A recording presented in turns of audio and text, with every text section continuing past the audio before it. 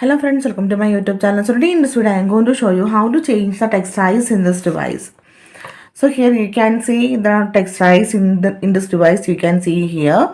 So let me show you how to change this one. Simply go to settings and here you can see the option display. Tap on this one. Now scroll down. Here you can see the option font size and style. Tap on this one. So here you can see the font size. You can increase the font size.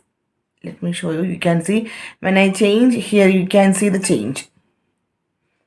You can see. So this is the maximum biggest font size. You can decrease the size. You can see.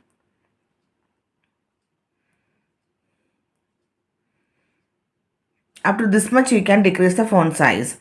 So here I am going to select this one. So simply in this way you can change the font size in this device. So hope you guys enjoy this video. Thank you for watching. Thank you. Bye bye.